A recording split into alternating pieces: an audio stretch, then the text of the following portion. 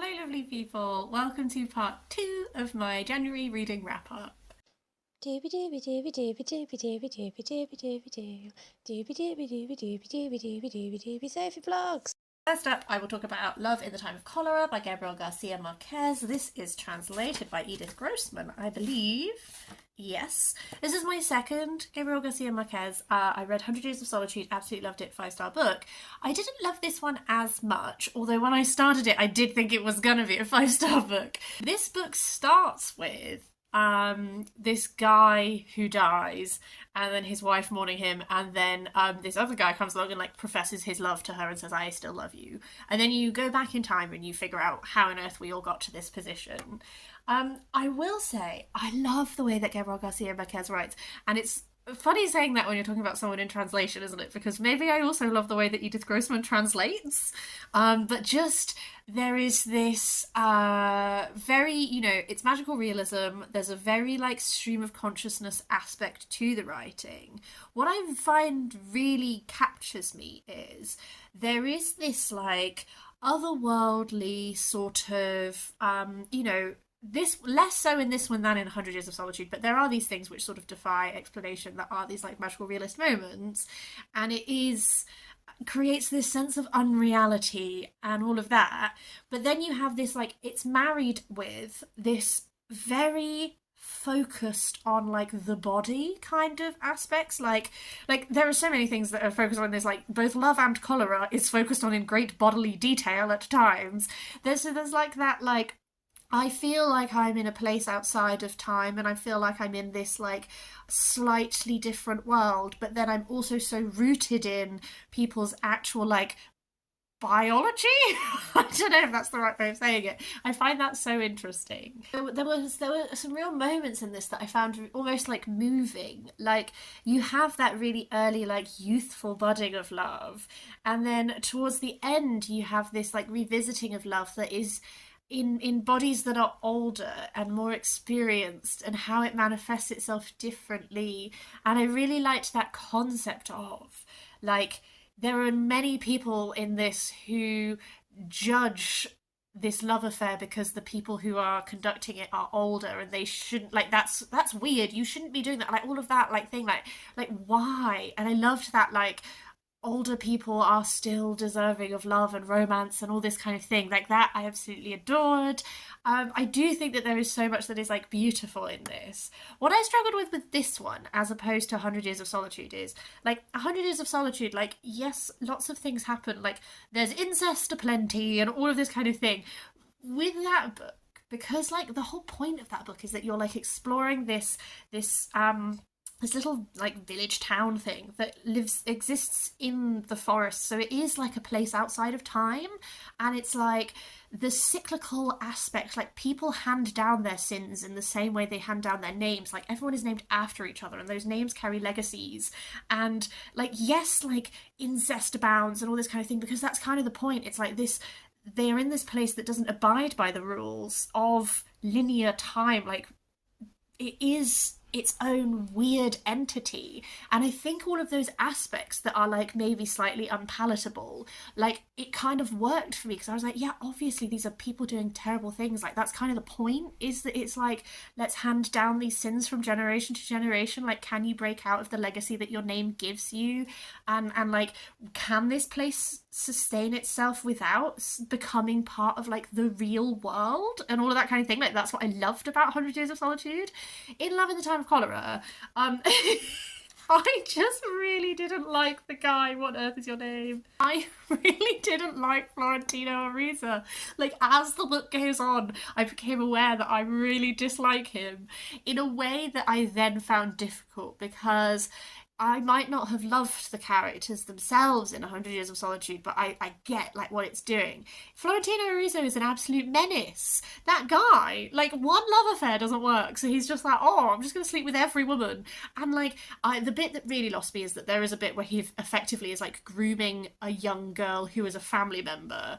That whole bit, like, I hated every minute of that. So I found that in this one, because the magical realism is less strong, I guess, like so much of this is just like a romance book, because of that, like, these moments that are quite unpalatable, like, really stood out for me a lot stronger than they did in 100 Years of Solitude, because it was like, I don't know, I really didn't like him.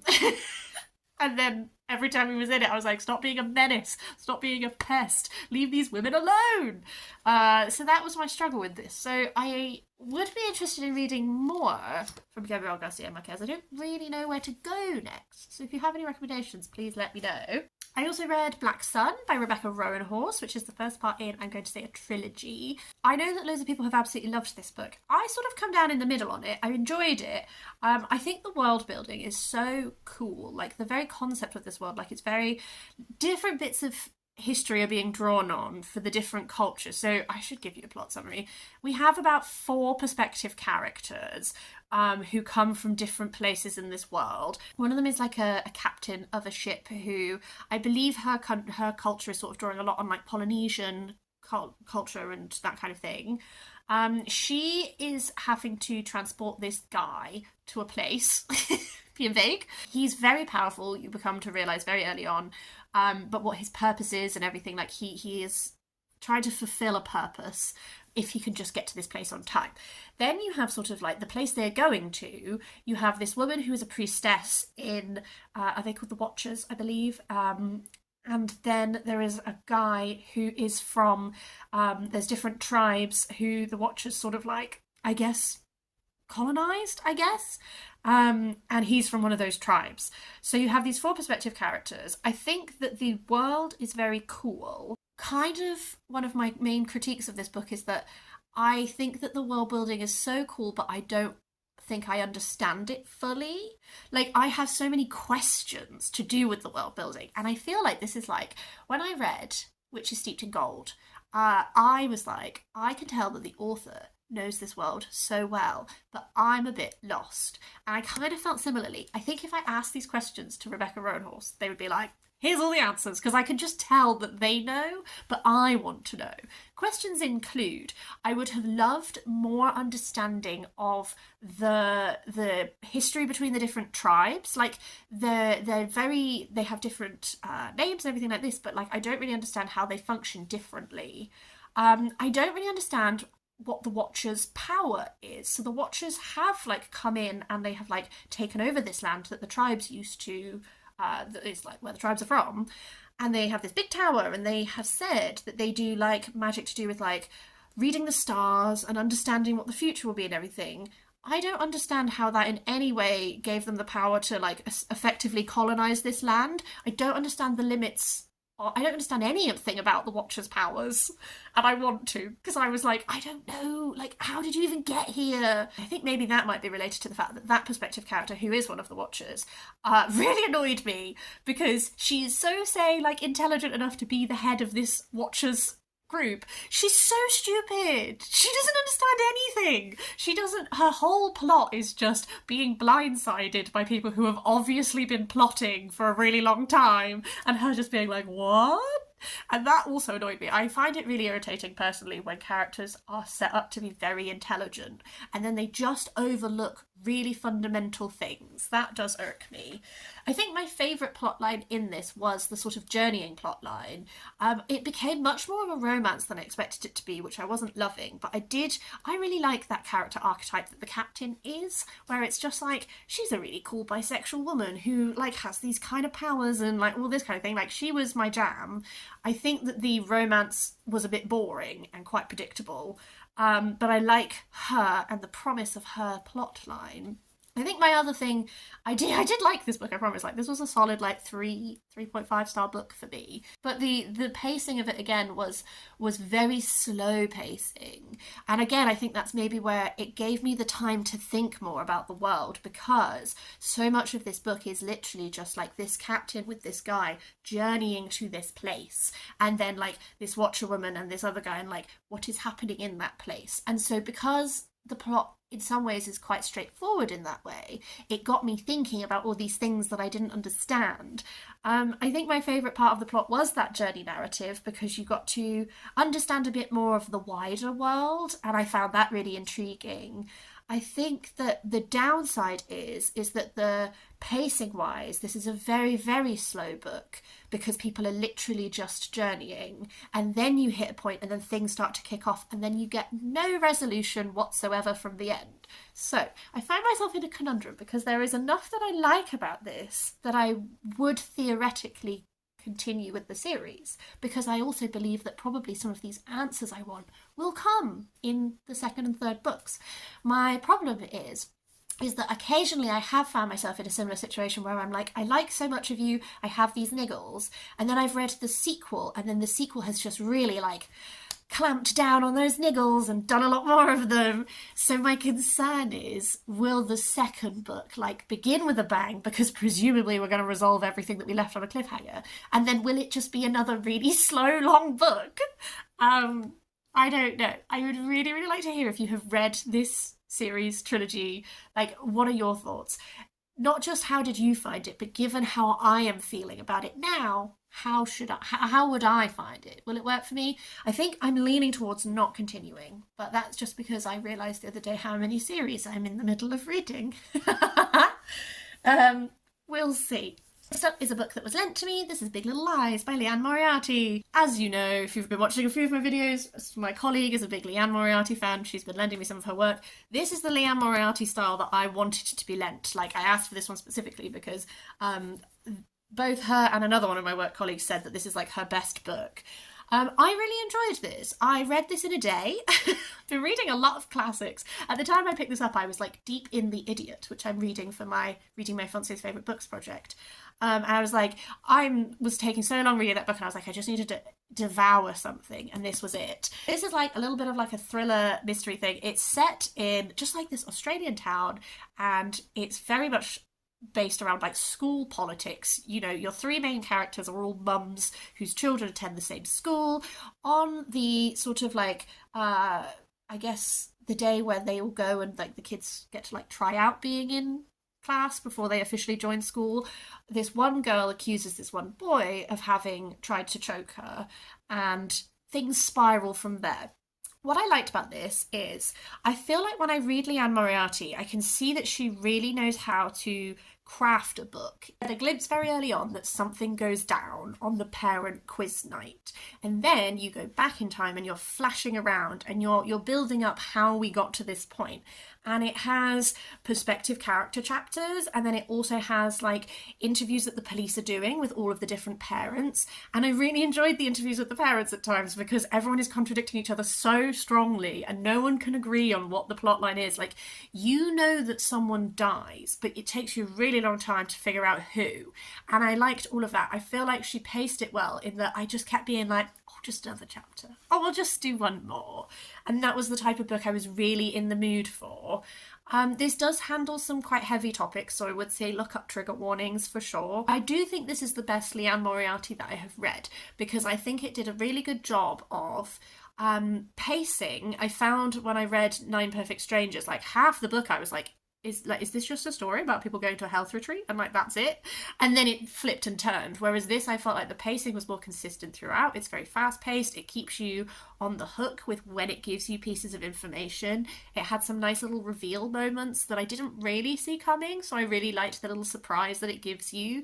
And I think of the Liane Moriarty that I've read, this is definitely the best one that I have read. I'm not sure how well you would consider it handling some of the deep topics that it's tapping into. It's not really something I feel like I can judge. I saw a variety of reviews, some people saying they thought it was done really well and some people saying that they felt like it was very surface level. I don't know, but I had a fun time, and I just, you know, sometimes you're like, I'm just going to read a book in a day like a little greedy goose. And that's how I felt. Sort of a book pairing that I did, which was slightly unintentional. I don't know if you're going to understand how they're paired, but I'm going to talk about them anyway. Partway through the month, I realised that apart from The Embarrassment of Riches, which I read literally first week of January, I hadn't read any non-fiction history, which is very unlike me. So I picked up The Lion House, The Rise of Suleyman the Magnificent by Christopher de Bellaigue. This is like a narrative non-fiction. I'm going to say a statement that is either going to be a positive or a negative for you, depending where you lie. This reads like a book. like a novel. And I think that that's really good for people who are maybe not confident reading non-fiction. Is I think this is probably a very good like entry-level non-fiction in that way. I think for my personal tastes, it was maybe a small negative. As the title suggests, it's about the rise of Suleyman the Magnificent. Really what it is Suleyman actually is only one thread in this. I felt like much stronger was the thread of Pasha Ibrahim, who was Suleyman the Magnificent's, like, I guess, like, companion, friend, lover, don't really know how to accurately summarize that. He was a common man who was sort of raised up with Suleyman the Magnificent and became very important, very powerful. And I felt like actually he was the main character of this, really. I got a much stronger sense of him, and I think we follow him a lot more than we actually follow Suleyman the Magnificent. Sort of the third axle is we're also looking at the Doge of Venice, because Ibrahim ends up forming some sort of an alliance with the Venetians in this point of history as well. So it's really actually like a three-pronged narrative.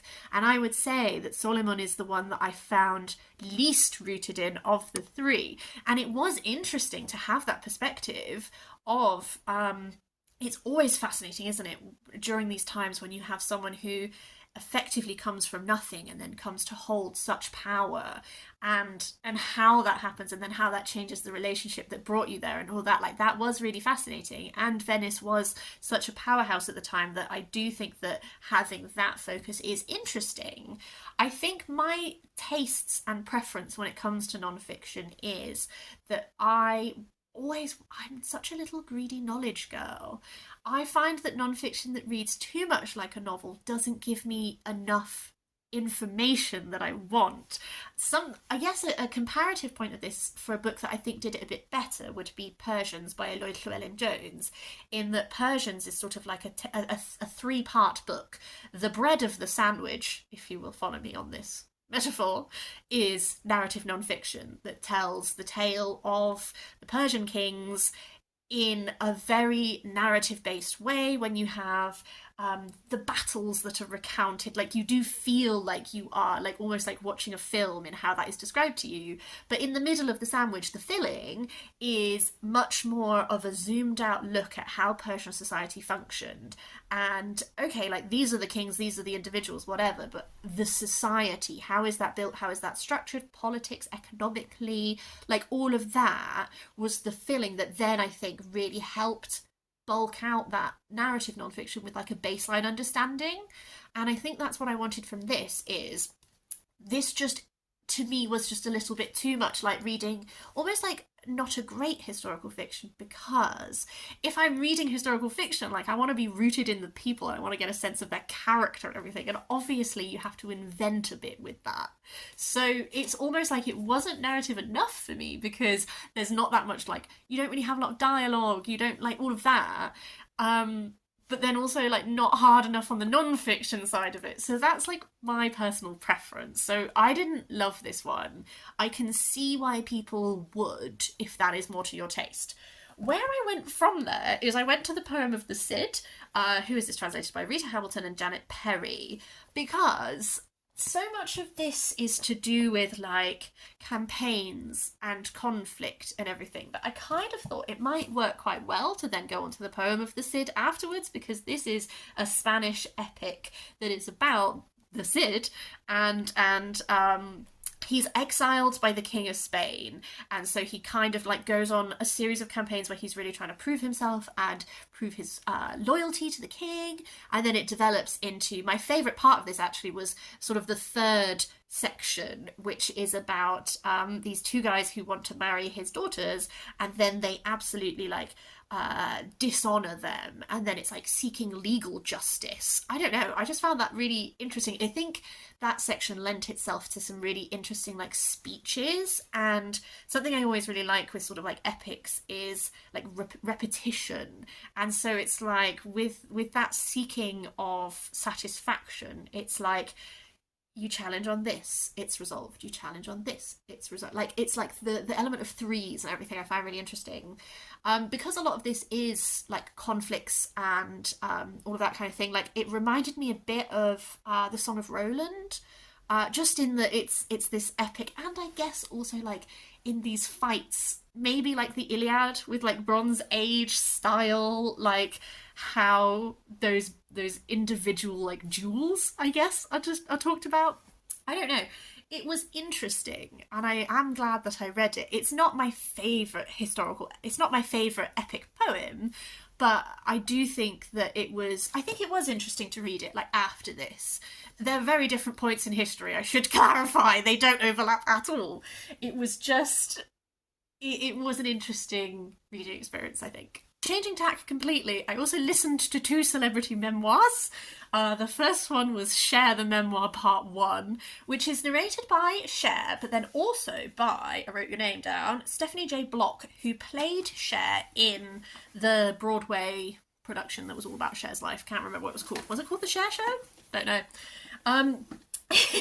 From a narration point of view, the reason the narration is shared is because Cher has dyslexia, so the act of reading the whole audiobook would be very, very difficult, and I completely understand that. Stephanie J. Block did such a good job that when it went back to Cher's narration, it was like a jump scare. Because I was like settled in, and like Stephanie is like capturing the essence of Cher and everything, and then real Cher would come in and I'd be like, what? So I found that a very strange moment. I think that the narration was good. It was just like, I was like, this was, I think, an interesting celebrity memoir, actually. I will listen to part 2 when it comes out. I'm going to do it on the library because I think the narration worked really well. I also do think that I think it is worth being in 2 parts. I think Cher has lived an interesting enough life that actually having all of this time dedicated to her life was worthwhile. There's a lot at the start that is about her family and like her mum's upbringing and everything. I have seen some reviews of people saying that they think that bit was too long. I actually really enjoyed it because I didn't know anything about Cher's life, and I think it gave me a lot of understanding of then the way her mum was brought up, I think, really strongly influenced the way that Cher was then brought up. She has had an interesting life. She has gone through a lot of things. This takes you up to sort of around the point at which it sort of ends with her being about to dive more into acting. So I think that will be interesting for the part 2 narrative to pick up from there. On the whole, I enjoyed it. I thought it was an enjoyable... Oh, sorry, just getting my cup of tea. I thought it was like an enjoyable celebrity memoir, and it did what I wanted it to do, which is I do have a much better understanding of Cher, and I much more understand not just what she's been through. Like, I knew that Sonny was a dickhead, and that's absolutely been reinforced in my mind, but I understand a lot more about what drives her, what has shaped her into who she is, and how she thinks, which I do appreciate in a celebrity memoir. The other one was Dinner for Vampires by Bethany Joy Lenz. Famous for being on One Tree Hill. I watched some One Tree Hill. My friend is a really big fan, so I kind of listened to this for him because I was like, oh, like, maybe that'll be interesting. Really, it's actually not that much to do with One Tree Hill, so if that's what you're interested in, probably not the book for you. She does talk about it like a little bit. There's like 1 chapter, and then some of the people are referred to later. Really, it's about the fact that she got drawn into, she calls it a cult. She also uses another word. I can't remember if there's like a description, like a high something, can't remember. But essentially, she gets drawn into this cult, and then they end up taking a lot of financial, like her financial control, all that kind of thing. And so this is unpacking a lot of that. So I also listened to this one on audio, and I will say, like, you can really tell that Bethany Joy Lenz is an actress. Like, she does do like kind of specific voices for specific people, but in a way that I thought worked very well and didn't come across as like a bit hammy. And I think that this is a story that is worth telling because there was like a moment in it, and I wish that this was a longer moment, where she looked at how she was being exploited by this religious group and how studio executives in Hollywood also exploit young women in a very similar way. Like, she makes a real parallel between the way that she was being told by her then husband what she could and couldn't wear in public, alongside the way that she was being pressured by studio executives in One Tree Hill to wear very revealing things, and how similar those experiences are. And I think really, actually, there was probably a lot more that could be said about that and how they use similar tactics.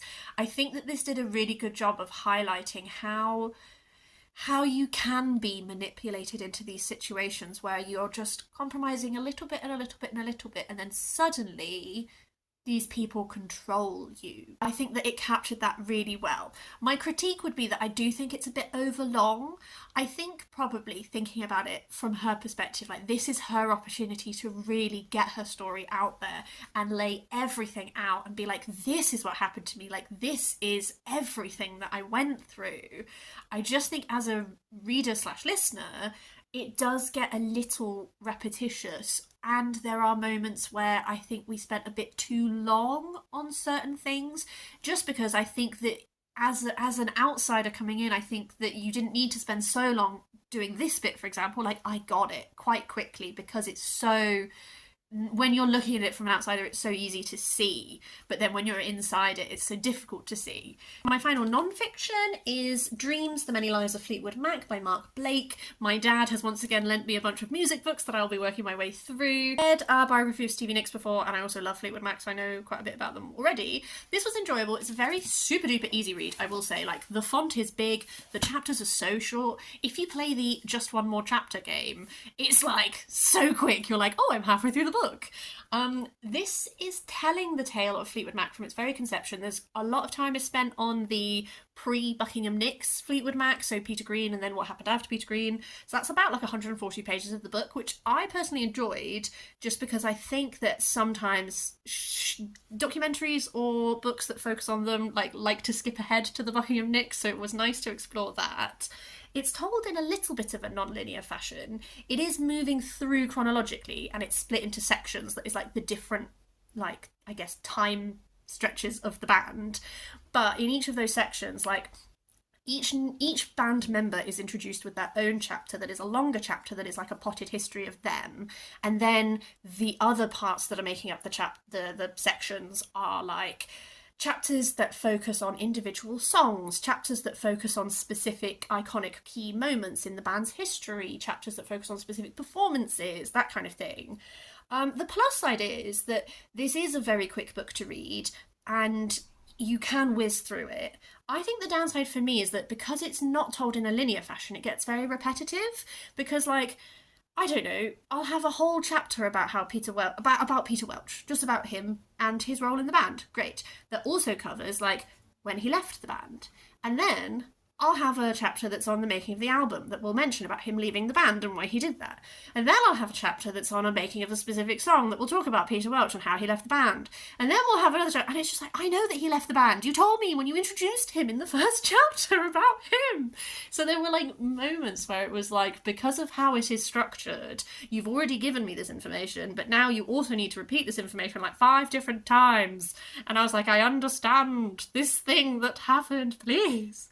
And then the other side of it, I guess, is that sometimes I felt it was like a little bit like promotional. Like the chapter on Mick Fleetwood, the last few paragraphs are just about all of his different business ventures. Like, Mick Fleetwood has launched a wine and he has these different wines available. And then he also has this company and he makes this. And I was like, okay, if I wanted to know like what products Mick Fleetwood had put his name on, like, I could just Google, like, you know, where I was like, that gives me nothing. This just feels like what you had to include in order to then have been able to interview him or something, you know? Like, I work in magazine publishing, like, I understand when you are doing a promotional arrangement, it's like, I get this content because I have to include this content alongside it, and it was like, okay, I feel like that's what's happened here.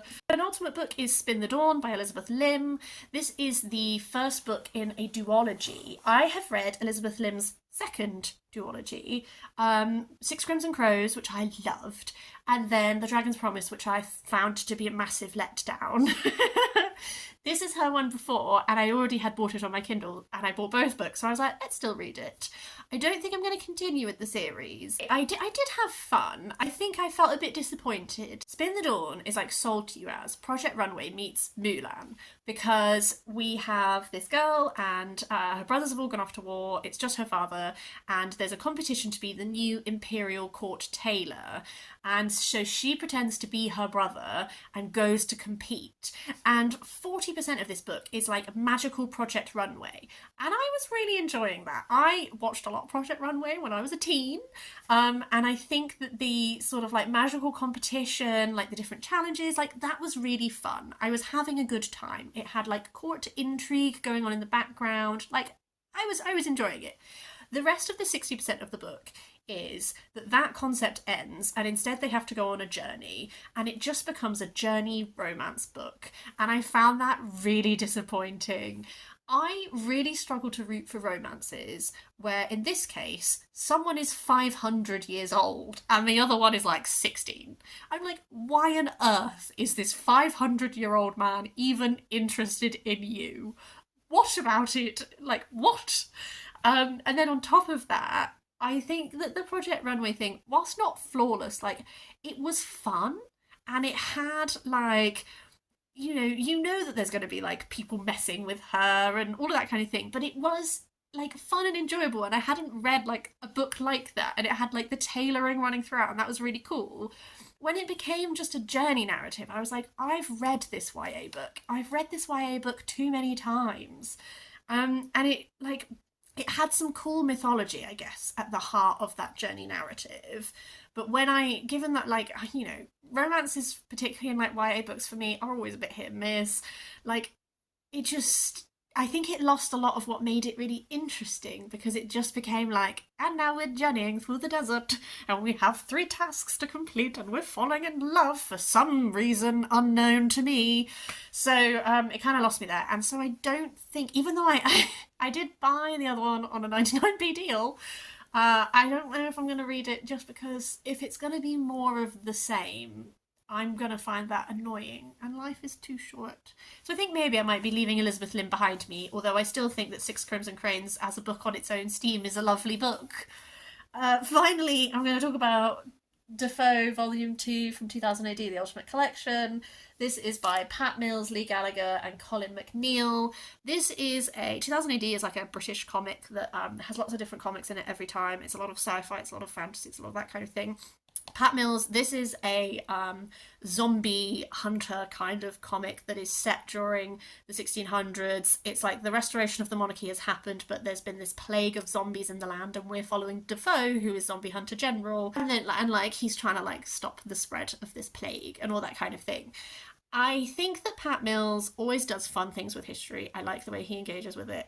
I think with this, thinking about this and then also thinking about Slonia, which is the other series of his that I've read quite a bit of, which is more like Irish Celtic mythology. I think Pat Mills has an interesting approach to like the idea of like what a hero is.